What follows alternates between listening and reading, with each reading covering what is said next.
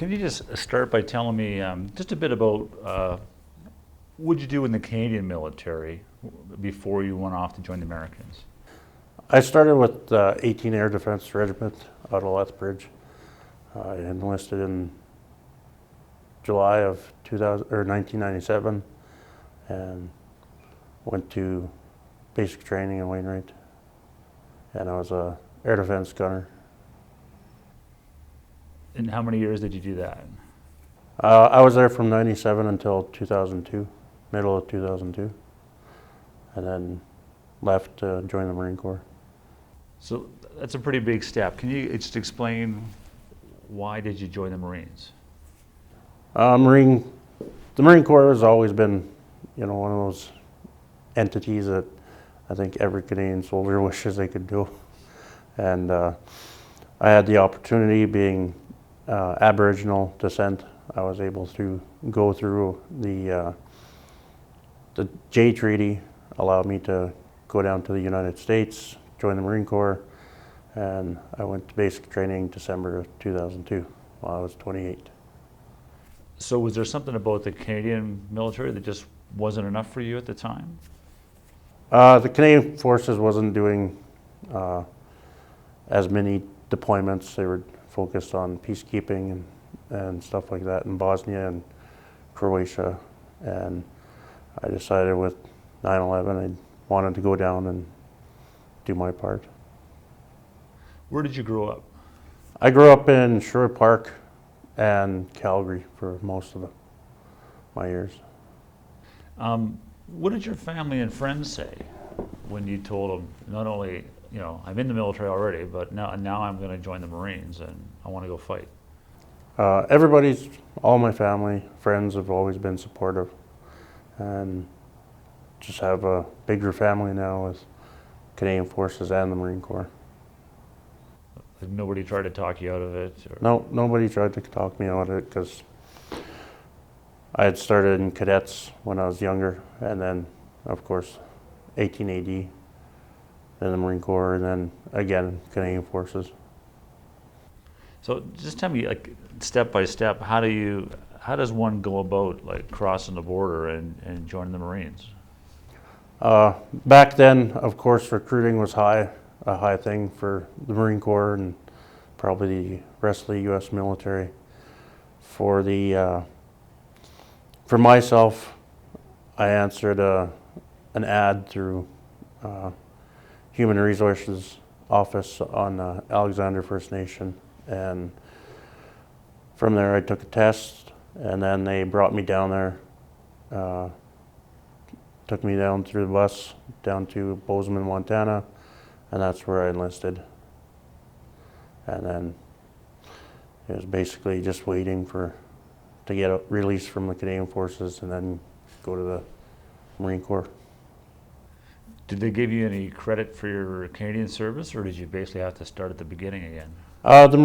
With the Marine Corps, you start right from the beginning. It doesn't matter which service.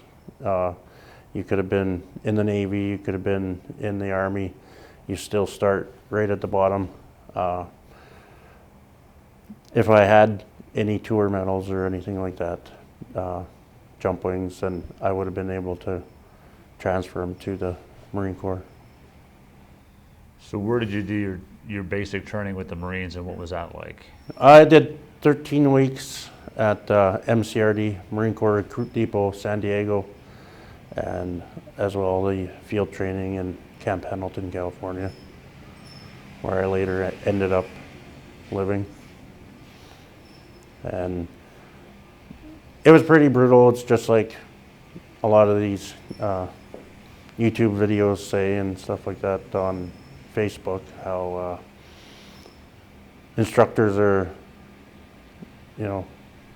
really harsh, but it's just the mind game that you play as an instructor. You bring them down to bring them up, kind of thing, but not that way too harsh. How did your Canadian basic look to you after doing the Marine Corps? My Canadian basic training was taught actually by 3 great instructors from 1st Battalion PPCLI, and they actually taught quite in depth and stuff like that, and I took a lot of my leadership abilities from them, and just used that throughout my career. And back then, of course, had more funding, more opportunities than now. So. But did it seem pretty like in terms of how hard it was? How did it compare to the Marines? Of course, being first boot camp, it was pretty harsh at first, but then you just get used to it. Canadian Forces, of course, you get some weekends off and some limbo. With the Marine Corps, you get no time off. Of course, I went through basic training in the Marine Corps during Christmas and New Year's. So you got Christmas off, which basically was you go watch a movie in the at MCRD theater, and then come back and have fun and games because you ate your fat pills. So where did you go from San Diego and did you say Paris Island? Is that or No, I went from MCRD San Diego. Then you do Marine Corps recruit, Marine combat training. If you're any other trade than infantry, and that was in Camp Pendleton. After Camp Pendleton, I went to my vehicle operator training in Fort Leonard Wood, Missouri for 6 weeks, and then I was then posted to 2nd Battalion, 1st Marine Division in Camp Pendleton. and how soon was it after that you were notified you're going to Iraq? Basically, once I got to the unit, to 2nd Battalion, 1st Marines, once I got there, the unit was just on post-deployment leave from OIF-1, and then once everybody had gotten back, we had gotten orders that we were going to do another tour starting in January, February time to Fallujah, Iraq, and we were supposed to leave in February of 2004. So basically I had 7 months of training and workup. So what is that like in the American Marine system? What do you do for workup training to go overseas? For workup training, we did CACs in 29 Palms, which is combined arm exercise, and that was, I believe, 8 weeks in the desert. We also did MOUT training in bases that were closed, March Air Force Base and Victorville, California. All those bases where the houses were condemned and stuff like that. We'd stay in them and we'd do training, and they had Hollywood companies come out to do more realistic stuff where, there'd be amputees there to help us out with blowing off limbs and blood spurting and explosions and stuff like that. Like everything, the makeup teams, they came out to do that. We also did combat ageman courses and stuff. So when you look back from that first tour, how adequate was the workup training that you got in California, do you think? Workup training in California was amazing. Uh, of course, having all the tools and stuff like that at your hands, having an open budget to purchase things that you need was always handy, and it was just a lot easier to do and to get things done for workup training, unlike Canadian Forces where you're limited on resources and stuff. Did it kind of feel like you were like in the big leagues? Yeah, it was like playing for the Atlanta Braves and being with the Edmonton Trappers or Edmonton Prospects with the Canadian Forces. What did you think? Like, what did you expect, or what did you think that Iraq was going to be like before you got there? I had no expectations, nothing. I went there open-minded. Of course, losing numerous friends throughout the time, yeah, you become numb and emotionless, and you just don't think about stuff. You think about safety and everything like that, and getting the job done. You don't lose that aspect of it, but you know, you lose your feelings. You're numb. Yeah.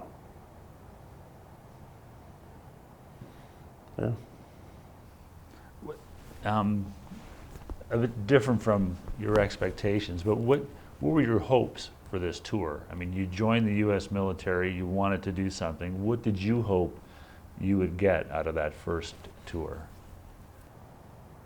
Of course, everybody wanted to end terrorism and stuff like that. I just wanted to do my part, and I figured that's what I was doing. And you just come to the realization that, you know, you're just a cog in the big political wheel, and you know, it wasn't. It was my job. I wasn't the one who said, "Okay, I'm going over." It was. Of course, I got in the military in '97, being a family tradition, with my family going back to Bengal Lancers, Black Watch. One of the first, my great-granddad was one of the first Patricias to go over to World War I. So it's just been a family tradition for the Crichtons to go through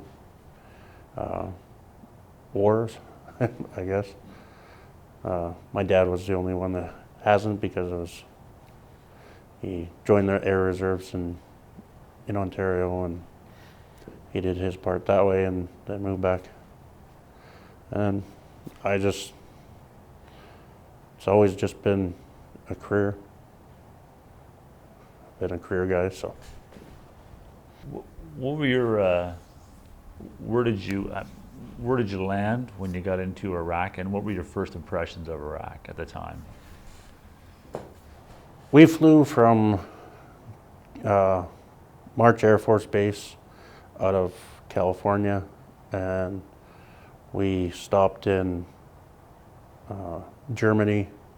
Then we made our final landing into Kuwait. From Kuwait, we did 2 weeks of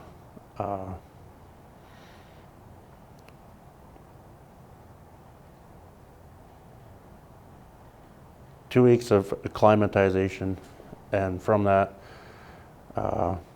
we did the battalion did a convoy of many different serials up to Fallujah. Took 3 days, and we took over from the U.S. Army's 505th Battalion.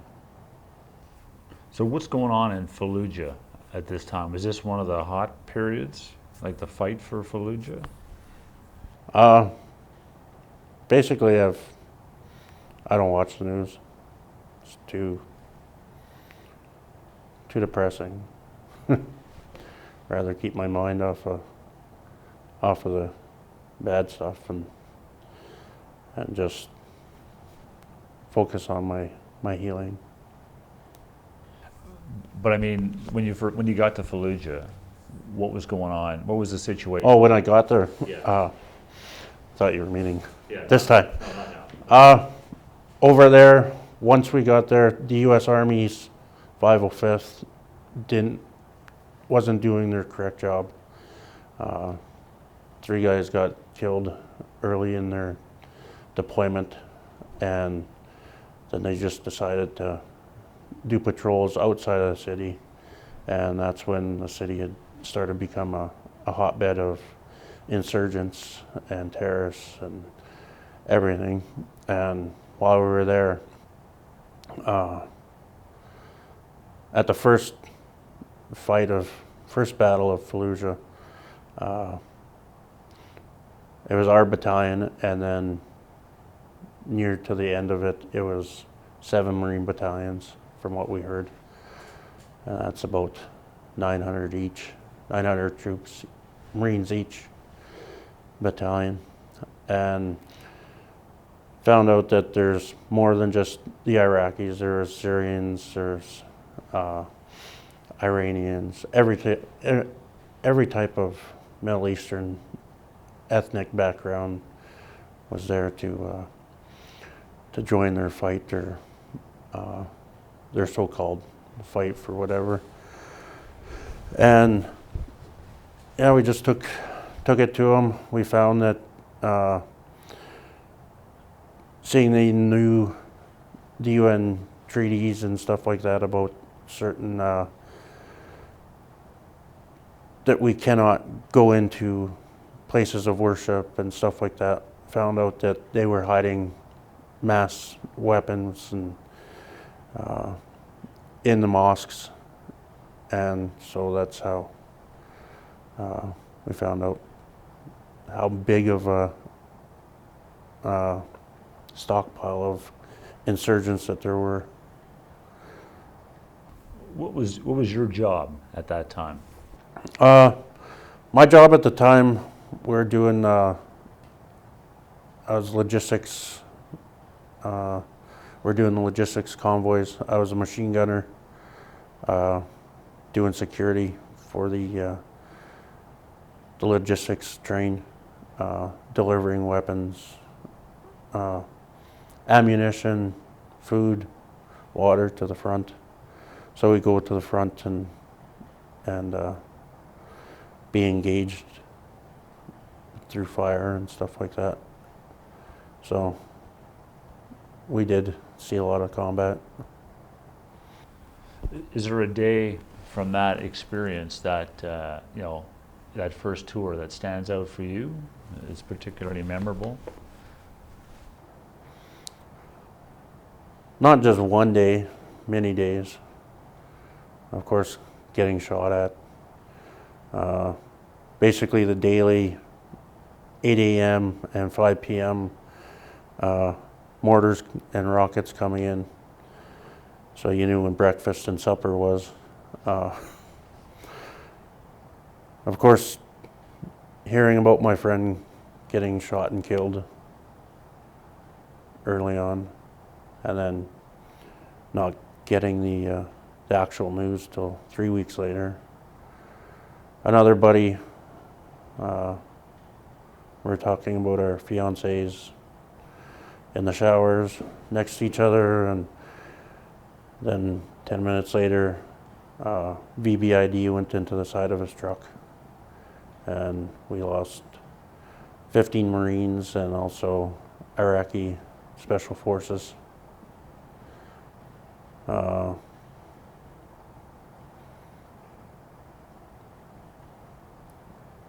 There's many more different times that just can't come up to mind right now.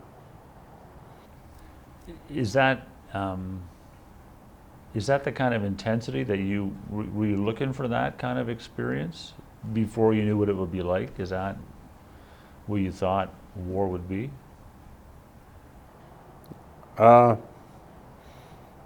Just as they always say, war is hell. And that's what it was.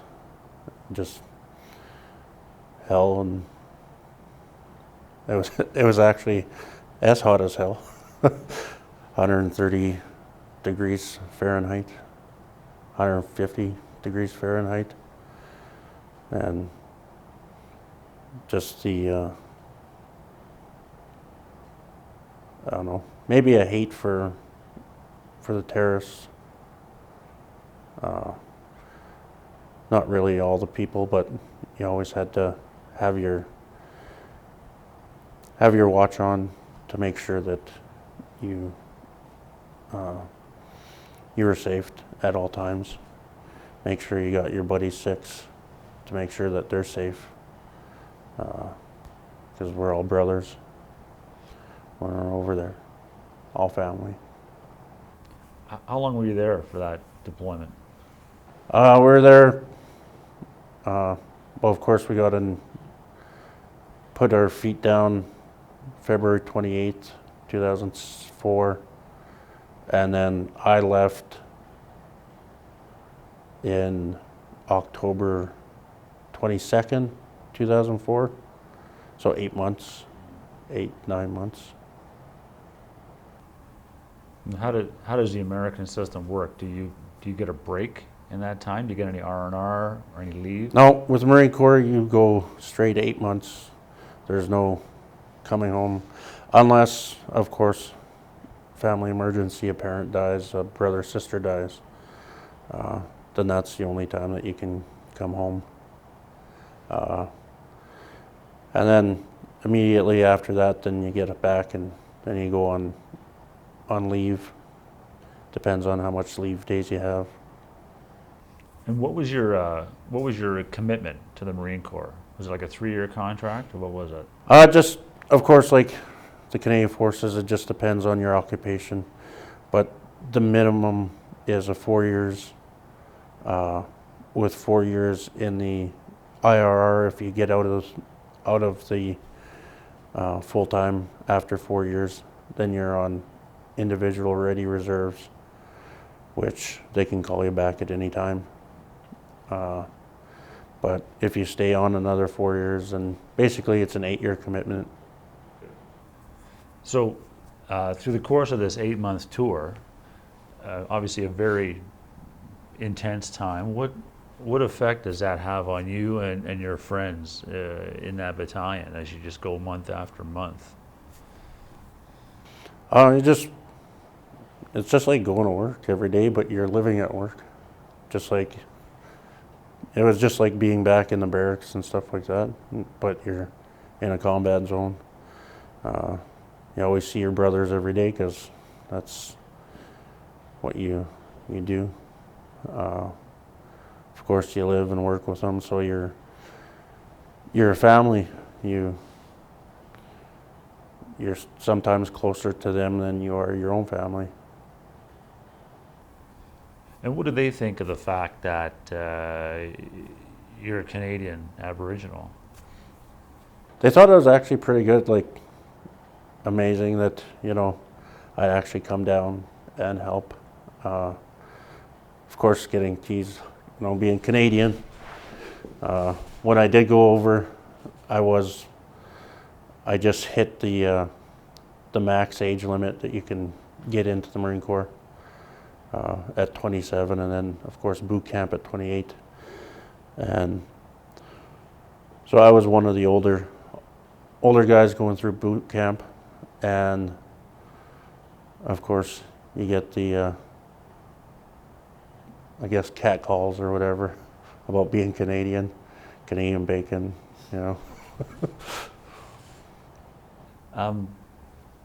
What's it like, or how did you come home from Iraq? Like, how were you received in the States, and what was it like? Well, being on extreme rear party,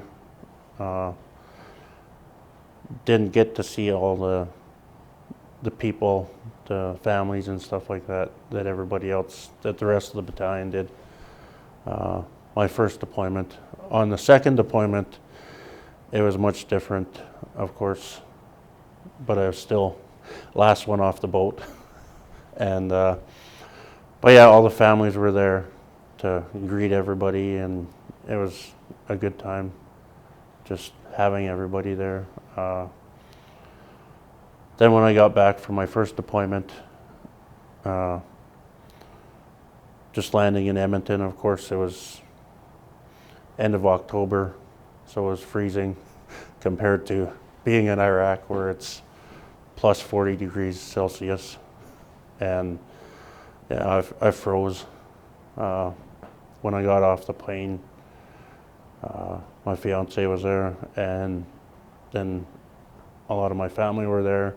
Same with CTV News, and A Channel at the time was there. And because I was basically one of the first guys from Edmonton come back from Iraq. The only guy from Edmonton to come back from Iraq. How I don't know, how surreal was that to go from Iraq, that environment, to your family in Canada? Was it much of an adjustment for you? Not really a big adjustment. It was more of just like getting off an exercise, live fire exercise, except you're not being shot at. Do 2-3 month exercises here in Edmonton, or well, in Alberta, Canada, or down in the States, of course. Things are going to change because you're gone for so long. It's just like anything else. If you're gone from something, of course, there's going to be lots of changes. So tell me about the second deployment now. Like, how long are you back off leave before you're getting ready to go again? Well, basically November, got back for the Marine Corps Ball, which of course November 10th. And then of course Remembrance Day, November 11th. So, and of course Thanksgiving. So November and December were basically shot for anything. And of course, during that time we also heard that we were going back, but we weren't told exactly right away where it was. It was a toss-up between Iraq and Afghanistan. And I was kind of hoping go to Afghanistan to see Canadians, fight beside my brothers in Canada, but that didn't happen. When we went to, we're based out of Al Assad base, and basically we did left for deployment from California, from San Diego on USS Tarawa in July of 2005, and sailed from San Diego to Hawaii, then Hawaii to Australia, where we did some training. From Australia went to Egypt, going through the Suez Canal, did some training there. Then we went to Kuwait, got off in Kuwait, and that's where we started our second deployment, or our second time in Iraq. So I think it was September time frame that we got into Al Assad, and we went from, had a couple different things, Operation Iron Hammer and Iron Fist, and we go from town to town, weeding out the insurgents, clearing the whole town, getting everybody to leave, and then going from house to house, clearing houses. And then we were there for the elections in December. We went in to hit Iraq, and we're stationed there. uh, living out of vehicles, stuff like that for weeks and weeks and weeks. And we left end of December to come back for to come back off deployment. From there, from leaving, we stopped in Dubai, Bahrain, Singapore, Hong Kong, and again in Hawaii. So this is a shorter, like about a 4-month deployment this time? No, it was 7-8 months. Of course, you leave on the ship June, July timeframe, and then of course we got back at February 16th. So the deployment is long. It was just our combat tour was a bit shortened compared to flying over there. This time we took a ship, which Marines usually do. How intense was this tour compared to the previous one? It was still pretty intense. Of course, going through town to town, people don't like to leave their house, but they seen it was for the protection of themselves, and we were clearing the insurgents out of the towns, which made the rest of the population happier that they didn't have to live with these people. And if you didn't leave, then of course it was the tough end of the stick that you got.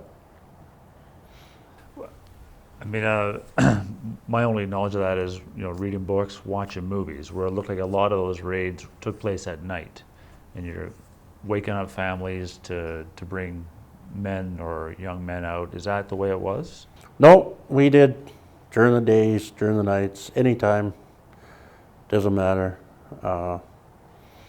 Basically, you had the PSYOP guys go in early, go through the loudspeakers, telling them to get out and the reasons why.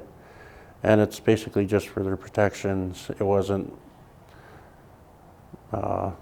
like the movies portray it as. Of course, that's all Hollywood and put their extra spin on it.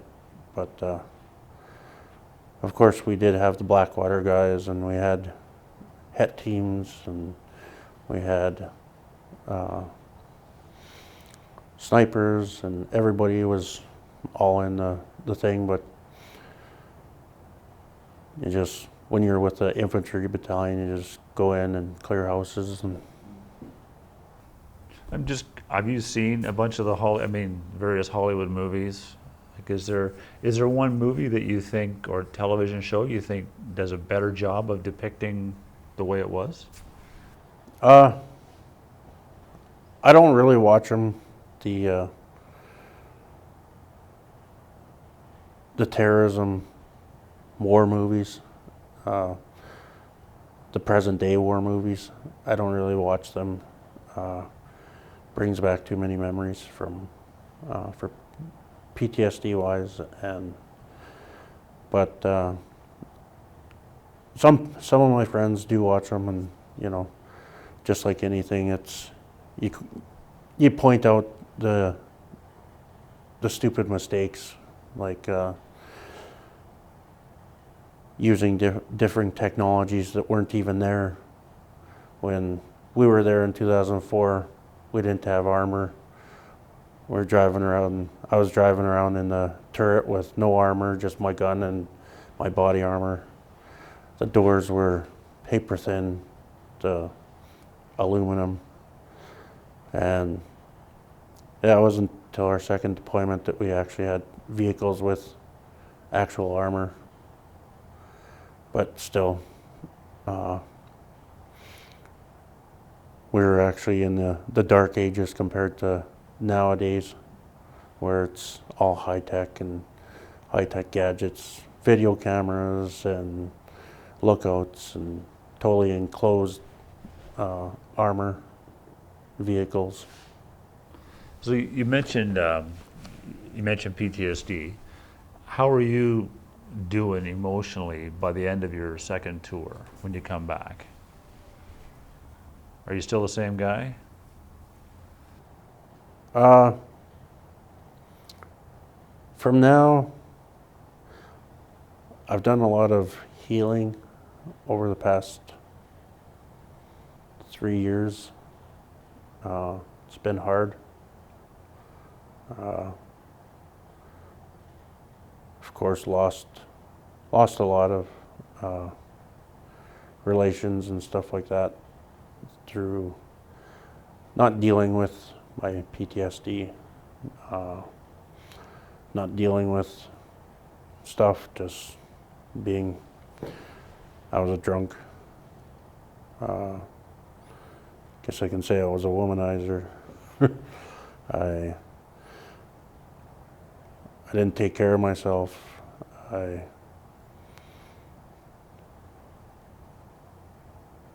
was not a nice guy. Now I'm a family guy. Take care of my 3 sons.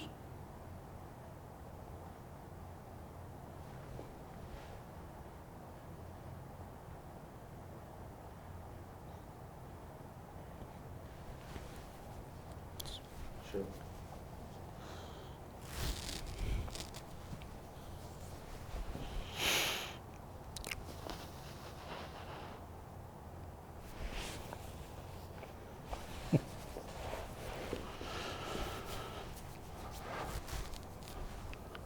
That's a bit tough.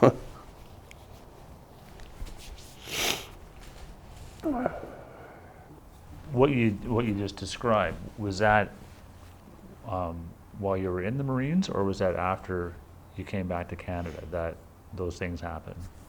It was everything. Like, I guess, well, my PTSD hit really quick once I got out of the Marine Corps. And I came back home, and I didn't have the camaraderie. I wasn't around my brothers who I could talk to about my, just shoot the shit about stupid shit we did overseas. And just coming back here, family didn't understand. They looked at you different because you've got a totally different view on things. You've got a total different outlook. You're emotionless. You're numb. You're just hard to say. So was it actually better for you while you're still in the Marine Corps? You come home after your second deployment, before you go on the third, you're still in that brotherhood? Is that? Yep. Yeah? So what happened then? So you came back and you said about February 06? No.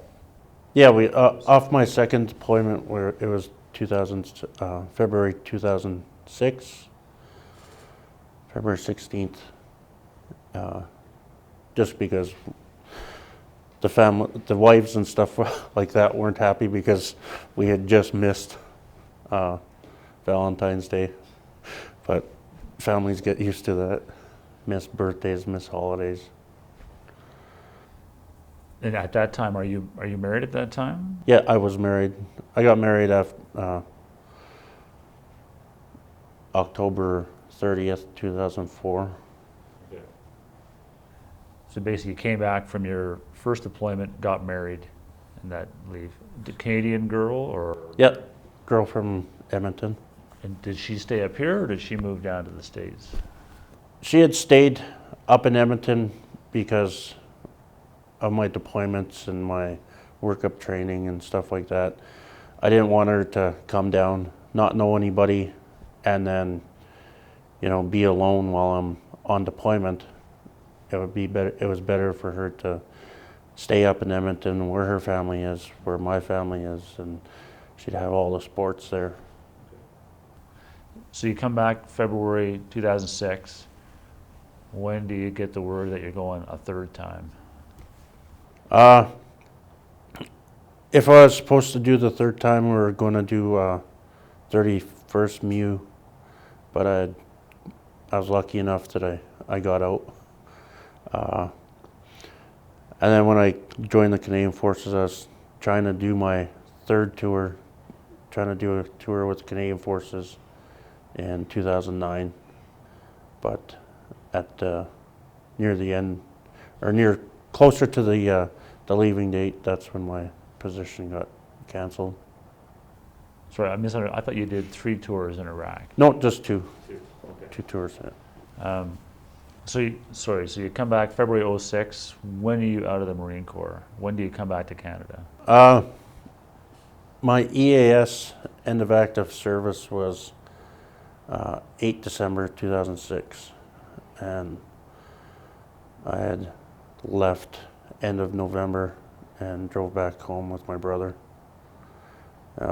Moved everything back up to Edmonton, and I would have re-enlisted and stayed, because I picked up sergeant at 2 years 11 months in the Marine Corps, which is basically unheard of. I went through the ranks real quick, and I should have stayed, except family problems, family health problems. My mom had passed away in 2006 of cancer. Then my brother and sister were sick, and it was just too many things to stay in the States and worry about them down there, and when I could have just came up here and tried to start a new life. So that life in the States, in the Marines, how satisfying was that experience for you? It was extremely satisfying. Like, everything that I got out of it, everything that I learned, everything that I did, the sights, the sounds, the smells, everything like that. You know, playing golf every weekend, you know, going to play a round of golf for $18 down there, and you know, especially living in San Diego County, having the beaches there, having everything there at your fingertips.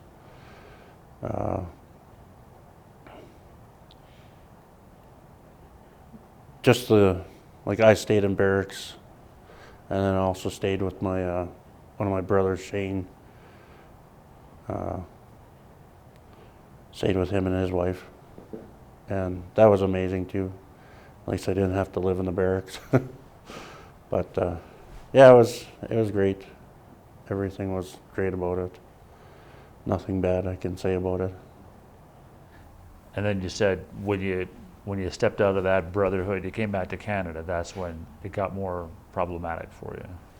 Yeah, that's when the PTSD hit or took effect, because of course I didn't have any camaraderie like I did down there. So I tried to do it with getting back into Canadian Forces, the reserves, just so I wouldn't have to deploy right away. As I did 2 back-to-back tours, I didn't want to go right away again. And what was that like, just changing from the American military to the Canadian military? Basically, it was going from high speed to extreme low drag. So yeah, it was quite different. Frustrating?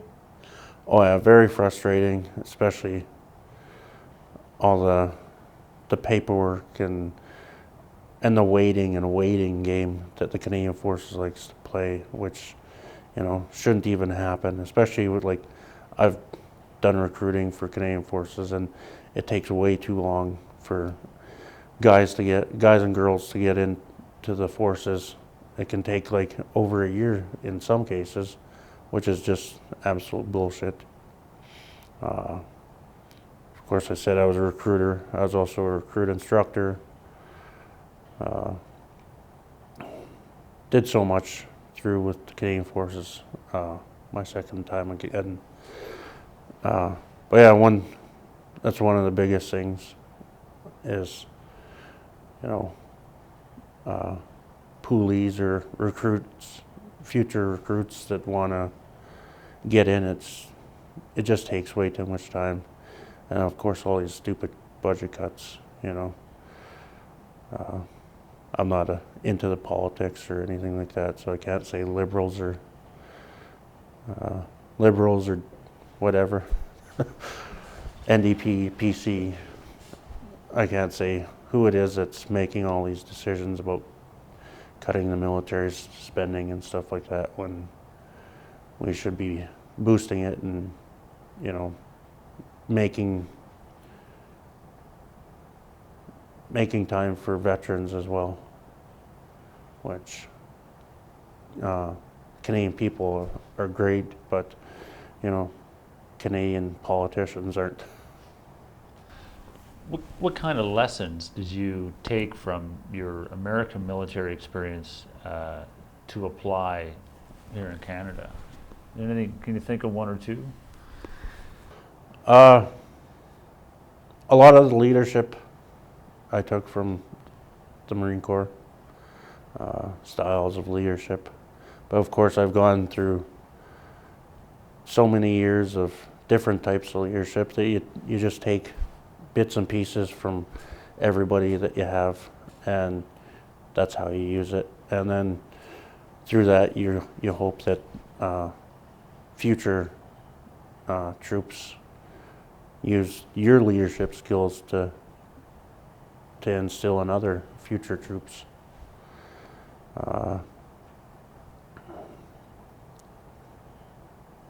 Can't remember the rest of the question.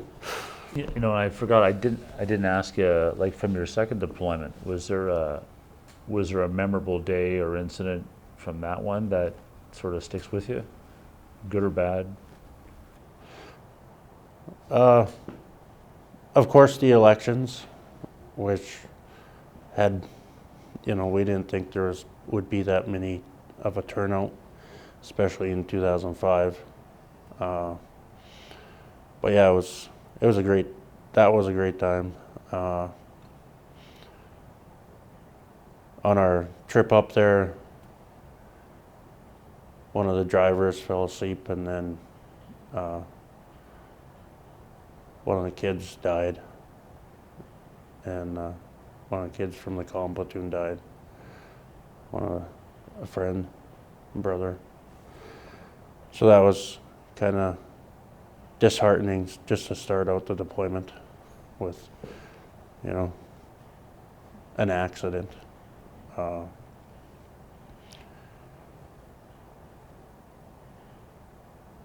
guess living out of your vehicle for weeks and weeks, no showers, just baby wipes, burn shitters, everything like that. Was no porta johns or anything like that. Living off MREs, which was, eat one per day, lose a lot of weight. Guess one time, one of the Marines was in one of the Humvees and decided it was smart to prep his flare. So we'll put the striker on the bottom, and that fell down into the truck, to my officer's truck, and flare went off all the way around. Luckily, nobody was injured, but pretty stupid thing to do. And I rushed up and tried to put the fire away and stuff, or fire out, and used a couple bottles, and then once the wind picked it up again, well, it was almost out, and picked it up, and it went even quicker on fire. And so then I just jumped in the big truck, and I moved the truck so that any of the cook-offs from the rounds would hit the truck and not hit any other Marines around. I guess all the Libo spots, being in Australia, was amazing. Like, where else can you get a free trip to Australia for 3-4 days, to Singapore, Hong Kong, get to see all these different sites and stuff like that. That was one of the more amazing things. And tell me about the time, you told me off camera, about meeting up with Canadian troops, even guys you knew.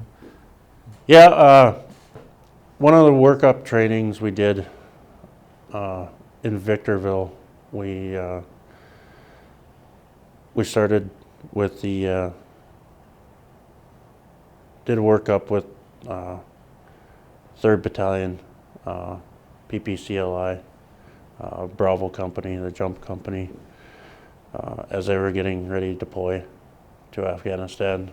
We did training with them, and yeah, it was just great to, being a Marine and having other Canadians there, just especially ones from Edmonton, my hometown. It was just amazing. And how do they react to seeing a Canadian in a U.S. Marine uniform? They thought it was actually pretty cool because, like I said before, it was a lot of Canadian soldiers. Everybody wishes they could be a Marine, and I had the opportunity, so I took it. And I bet a lot of other guys wish they could do the same, as I've been told many times. Like, oh, I wish I could have been Marine. But how do you feel about having been a Marine, being a Marine still? I love it. The ethos, everything, their honor, courage, commitment, everything like that. It's just like I take it as, I'm also a Canadian soldier, and I'm a Marine, but basically a combat veteran, which just sums up my military career. I fought for all of North America, and it's just amazing feeling to be able to do that in like a 20-year career. Can we just go to the end, toward the PTSD again? How did you, when did you figure that you had a problem or some issues to deal with, and what did you do about getting help? Basically, I didn't think I had a problem for a long time, and then just hearing certain things from like wife, and like when I go to sleep, I have to drink to go to sleep, so I was drinking 18 beers a day, but I didn't think I had a problem. At night, certain times I'd be flailing around the bed, just having bad nightmares, night terrors. But of course I didn't know anything was happening. I guess it wasn't until later on, until I went to treatment, that I actually said, yeah, I got a problem. And Canadian Forces really helped me out. Sent me to a great treatment center for 2 months, and that started my healing, my getting better.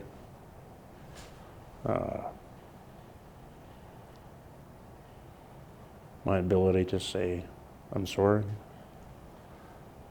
Getting emotions back, or learning how to have emotions again, which is very difficult.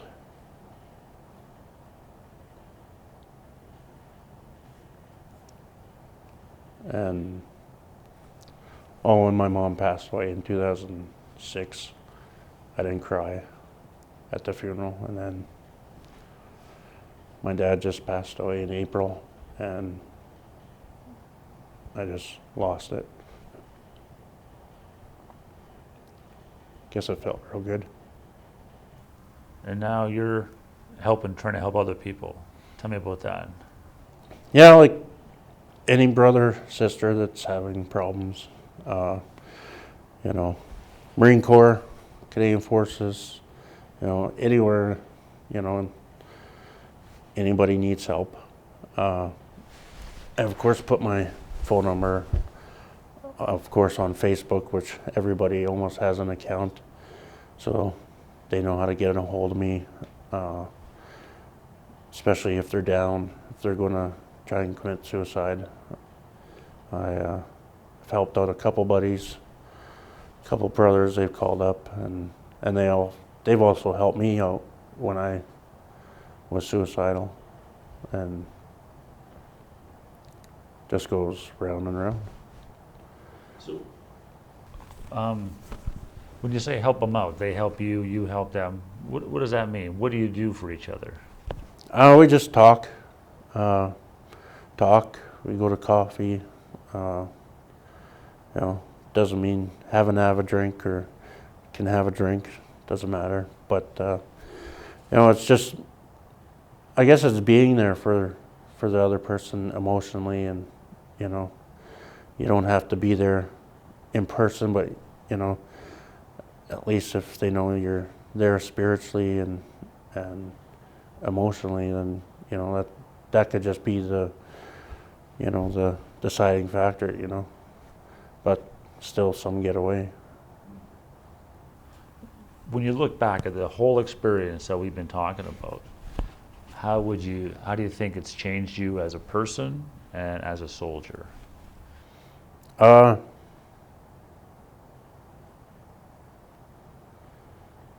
As a soldier, Marine, I've actually got so much out of it, so much knowledge out of everything, and that I can use every day now to teach future troops, or to just talking to other people about, you know, my times. And it's just have a better, I feel better that I'm getting better, basically, and it's great to be able to help others, you know. I guess that's why I wanted to go overseas, help others, help the downtrodden and stuff like that. Just want to make a difference. I think I have, especially after teaching quite a few recruits different courses, and also being the recruiter, getting the guys to come in, guys and girls to come in, and yeah, just also instructing other troops going overseas. That was a great time. My last question always is there anything that we haven't talked about, any aspect of your service that you want to finish on? Anything you want to say?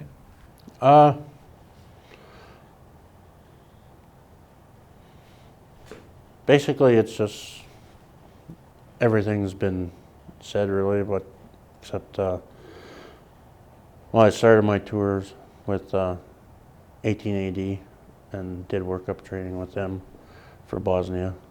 Of course, we're supposed to be with 3 VP battle group, and then of course I got out and went to Marine Corps, and then you know, it's a great life. Like, even though I had the bad part, but of course that's what combat is, you know. That's what you do, you know, when you're sighting on the dotted line. that you know that you might have to go overseas, you might have to kill, you might have to do all this other horrible stuff or good stuff. And that's what you've got to know, and is that there's that part of that career or that job that you sign on to do. Just like going up to Fort McMurray or working down in Calgary or working in Edmonton, you know, there's different parts. Like anybody can get injured on any job, and you know, but I've done my time. Thanks very much. Thank you.